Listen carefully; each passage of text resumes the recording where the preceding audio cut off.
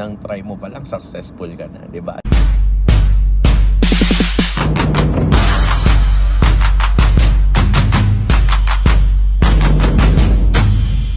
Yo, what's up everyone? This is your coach Jonas Estrada. Share ko lang guys, alam mo ba sa panahon ngayon, sobrang dali na lang talaga kumita online. Diba? So, kailangan mo lang hanapin, kailangan mo lang malaman kung paano. Ang dami nang lumalabas sa YouTube, sa TikTok, yung mga nagtuturo ng mga mentor. Maraming nagtuturo sa online kung paano kumita, 'di ba? Sa panahon ngayon. So, ang kailangan mo lang gawin, sipagan mo lang aralin.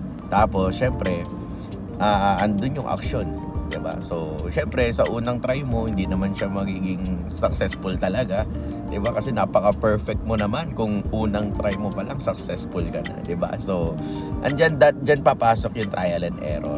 Bawat error mo, natututo ka. Along the way na ginagawa mo siya, 'di ba? So, unti-unti, nape-perfect mo na or nakukuha mo na yung tamang timpla, yung rhythm, 'di ba? So, hanapin mo lang sa online. And kung gusto mo ng mentor na magtuturo sa'yo, so wag kang mahiya na i-PM ako, wag kang mahiya na i-message ako. So kung may mga tanong ka, i-message mo lang ako.